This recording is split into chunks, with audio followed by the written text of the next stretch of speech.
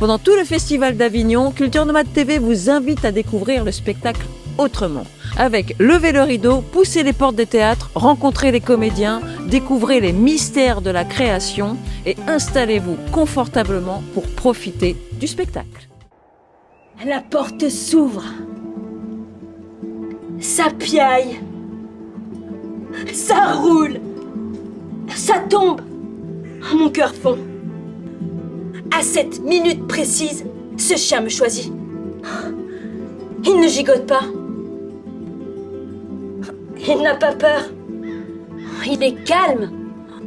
Ça ne sera que ça. Pendant des années. Notre amour est fort. Il le sait, lui, le chien. Il le sait. Il le sait que cet amour-là est fort et qu'il va tenir nos destinées.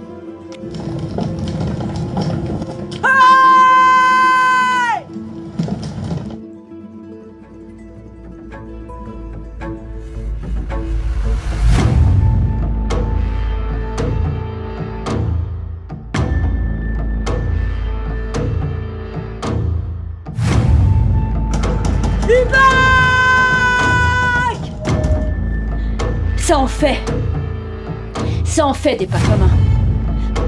Mon cœur affiche complet. Ouais!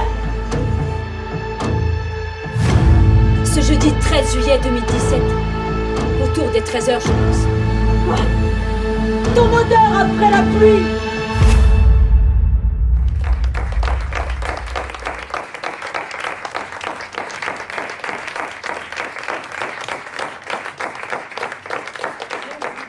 Émouvant, forcément, parce que j'ai un chien et ça.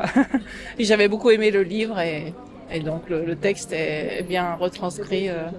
Vous avez retrouvé le même esprit. Oui, tout à fait. C'était trop beau, c'était très poétique, très joli, très sympa. J'ai beaucoup pleuré, même si je connais la fin, j'ai lu le livre, mais ouais, c'était fidèle au texte, j'ai beaucoup aimé. Parce que alors j'ai pas lu le livre, mais j'en ai pas mal entendu parler. Ouais. Moi c'était pas une valeur sûre du coup parce qu'on avait dit que du bien.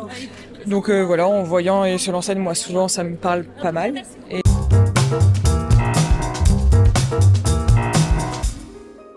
Bonjour à toutes et à tous, bienvenue dans Levez le rideau. Nous sommes avec la compagnie Les âmes libres pour Son odeur après la pluie.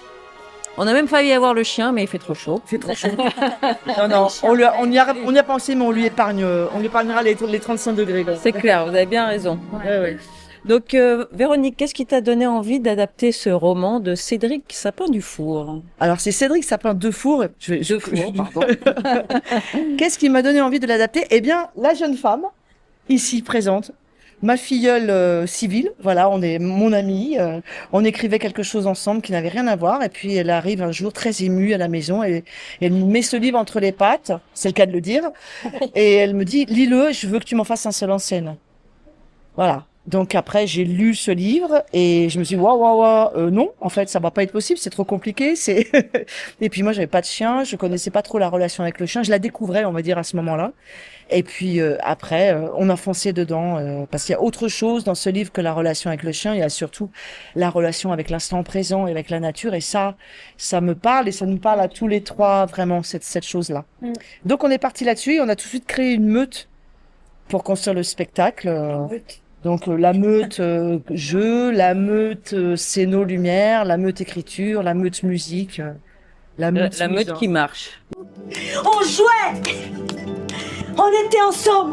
C'est ça qui comptait! Être ensemble! Allez, viens, mon chien!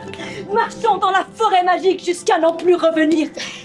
C'était la rencontre pour moi avec le texte, avec la compagnie Les âmes libres qui sont une famille de cœur aussi. Et voilà, et tout ça fait ça en fait. Enfin, des fois, je préfère les images que les mots, donc ça marchait pas mal quand même. Ouais. Comme si les choses étaient cousues, comme on dit dans le texte. Et donc toute cette mise en scène est aussi servie par une belle scénographie. Richard, t'as collaboré à la mise en scène, je crois, et tu t'es surtout occupé de la partie lumière et son. Oui, tout à fait. Donc le décor, c'est une sorte de forêt imaginaire en même temps. Pas tout à fait réaliste, et je trouvais ça bien que cette histoire se passe dans un lieu où le chien a beaucoup été, entre ces montagnes, ces forêts, ces torrents, ces lacs. Et je trouve ça intéressant que la comédienne retourne sur des lieux où était le chien, où elle s'est baladée beaucoup avec le chien. Beaucoup de gens qui viennent parce qu'ils ont lu le livre et parce que ils ont des relations fortes avec leurs animaux de compagnie. Et toi, tu le ressens sur scène? Ah ben, très fort dans le sens où moi j'ai toujours eu des chiens depuis que je suis gamine et j'ai un chien et ma vie se construit auprès des chiens depuis l'enfance. Ça roule, ça tombe, mon cœur fond. À cette minute précise, ce chien me choisit. Alors, l'auteur du livre a vu le spectacle et qu'est-ce qu'il a pensé de l'adaptation? Alors, Cédric, oui, est venu voir le spectacle à Paris, au Lucernaire, mais on était en contact déjà depuis le tout début du projet. Marie-Hélène s'est mise en contact avec lui, ils ont beaucoup échangé avant qu'on s'embarque vraiment dans l'histoire. Donc, on est en contact, je dirais presque tous les jours, en fait. Hein. Moi, je travaille beaucoup sur les adaptations littéraires, mais c'est la première fois que je travaille avec un auteur vivant. Donc, effectivement, je me suis dit, tiens, faut quand même que je fasse attention, là, je vais pas lui rajouter des trucs étranges. Non, la première chose qu'il m'a dit, c'est non, maintenant, je vous confie Hubac, Hubac qui est le chien du livre, et je vous confie le récit, vous êtes libre et c'est la moindre des choses. Là où après, il a lu, c'est parce que on m'a proposé d'éditer le texte. Et là, je lui ai demandé s'il pouvait m'écrire peut-être un petit mot, une petite préface, mais alors dans ce cas, je vais lire le texte.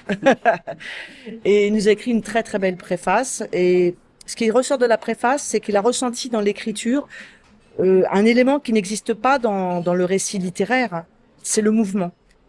Et ça, c'est vrai, c'est quelque chose que moi j'intègre tout de suite dans mon écriture.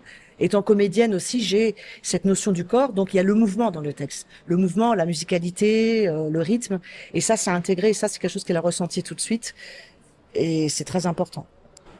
Et pour aussi illustrer le mouvement, illustrer la contemplation de la nature, vous avez travaillé sur la musique. Oui, sur la musique. Et justement, ce mouvement musical, il est déjà dans l'écriture. C'est-à-dire que dans l'écriture, moi, j'imagine déjà, j'écris ce qu'on appelle des didascalies. Là, il y a un son étrange, venu d'une forêt lointaine. Enfin, j'invente des choses, je parle vraiment des animaux étranges de la préhistoire. Enfin, j'écris des trucs comme ça bizarres. À ce moment-là, quand la comédienne se tourne, je voudrais des bruits de vent. Et donc, j'ai écrit toute une partition d'une façon littéraire, en fait, dans mon texte. Et je cherchais un musicien, un créateur de son qui puisse rentrer dans cet univers-là. J'avais déjà écouté le travail donc c'est Glace Furtivo, qui est la musique. J'avais déjà entendu son travail dans des spectacles. Je lui ai demandé de venir écouter le texte quand on avait fait la lecture. Et tout de suite, voilà, il est parti. Il a été libre, il est venu aux répétitions, quasiment à toutes les répétitions. Comme ça, il composait plus ou moins en direct, il envoyait des sons, des choses, et on a travaillé complètement en meute, en osmose. Parce qu'il arrivait, le matin, il était chez lui à composer, l'après-midi, il arrivait, il envoyait les sons, et on continuait de travailler comme ça.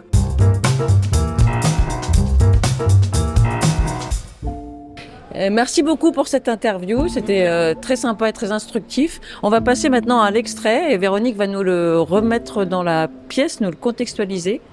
On est tout simplement dans le début de l'histoire, dans le début du spectacle, où on va parler de l'enfance, les chiens de l'enfance.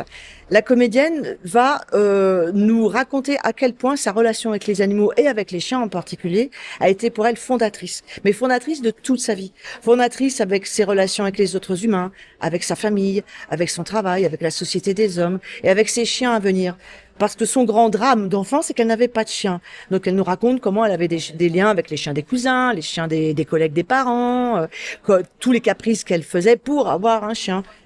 Et après, le reste, on va le découvrir dans la pièce, parce qu'à un moment donné, dans sa vie d'adulte, arrive une nécessité de transmettre l'amour et de vivre une histoire d'amour. Il est temps de remettre dans ma vie un peu de cette audace d'aimer, c'est ce qu'elle dit, et c'est pour ça qu'elle va aller adopter un chien à ce moment-là, et qu'elle va vivre une grande histoire d'amour avec ce chien. Le monde était divisé en deux catégories. Les familles avec chiens et les familles sans chiens. On n'avait pas de chien chez nous. J'en rêvais. Pas question. Un chat oui, un chien non. Chantage, colère, bonne note, caprice de gosse. J'ai tout essayé. Pas question. Un chat oui, un chien non. Nanana. J'en rêvais. Mais j'en rêvais.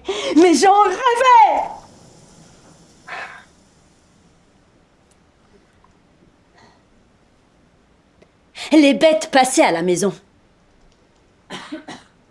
Je me souviens d'un chien tout frisé, Un Briard ou quelque chose comme ça. Il s'appelait Hawaï. Et il n'avait droit qu'au garage. Je le rejoignais.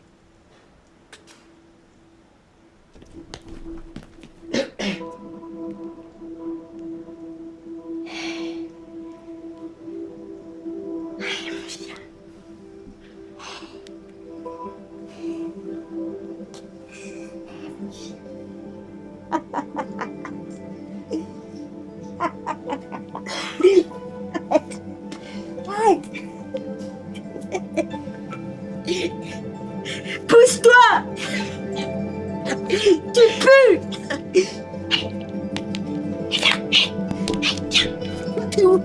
On jouait! On était ensemble! C'est ça qui comptait! Être ensemble! Allez, viens, mon chien! Marchons dans la forêt magique jusqu'à n'en plus revenir! Son maître s'appelait Mouton. Un collègue des parents. Un chien tout frisé et son maître Mouton. Je croyais au pouvoir des chiens, des magiciens, des sorciers. Allez, viens, le chien. Allez, viens, le chien. Viens.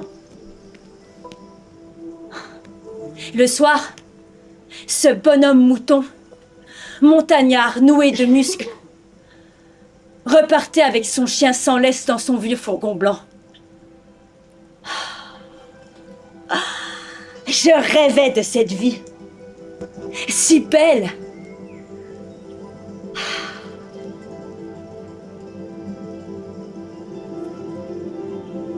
Tu es là. Je te sens. Je te renifle. Je te devine. Tu es là. Tu cavales loin. J'allais dormir chez ceux qui avaient des chiens. Je touchais le bonheur du bout des doigts. Plus loin. Beaucoup plus loin. Tu files, tu sautes. Encore plus loin. Tu te roules dans l'herbe rase. Et tu disparais. Tu voles. Chez Nounoun, il y avait Tania. Chez Parrain, il y avait Socrate. Chez Marraine, il y avait Buck. Chez Mémé, il y avait Kiki. Chez Vincent, il y avait Dalton. Chez Patou, il y avait Angèle. Oh. Oiseau.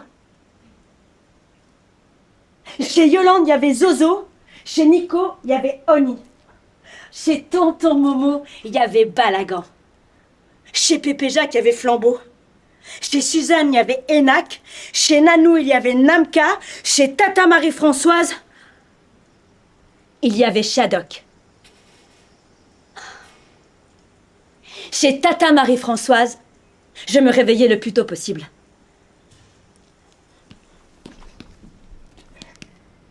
Je m'asseyais avec Shadok. Les cousins dormaient. Ça sentait le café très fort. Ça sentait le plat de la veille cramé, toujours complètement cramé. La tante Marie-Françoise, on l'appelait El Carbone. Quand on était à table avec les cousins et que la tante elle avait le dos tourné, on disait tout le temps « El Carbone est encore frappé !» J'étais une môme. On parlait des heures avec le chien Shadok. Quand les grands tournaient le dos, je lui refilais mes tartines. Beurre, mie de pain, miel. On courait dehors. On se bousculait. On s'enroulait. Tu cours. Tu bouscules. Bascules. Renifles. Aspires. Tu grattes. Traces. Creuses. On s'inventait des armées d'ennemis. Tu grimpes. Tu arraches bataille. Tu jappes. On gagnait des batailles. Tu grognes, tu reviens, tu frottes, tu stops. Stop. Là, doucement. Tu respires. Les cheveux collés de sueur, les genoux croûtés. Tu nages. Tu t'ébroues. Tu secoues ta carcasse, la langue pendue. On dormait par terre. Ces chiens de l'enfance, c'était ma bande de meilleurs copains.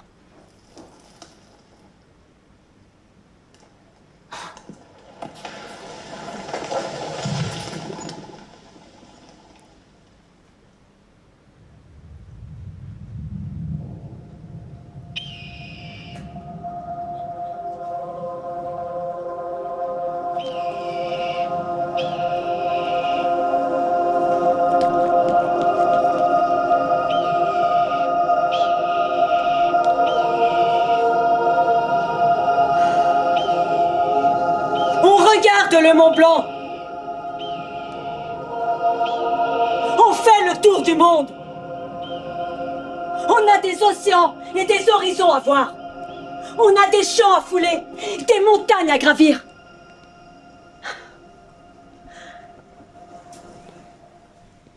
Tu reviens toujours. Je le sais. Je suis une môme. Je suis assise près du chien de Pépé, un fox terrier. Je joue avec sa laisse. Pépé le racontait toujours. Le chien se lève, il tire sur sa laisse, je me lève. Je suis debout. Et je marche, pour la première fois, mes premiers pas. La môme de 9 mois part à la découverte du monde avec le chien de Pépé.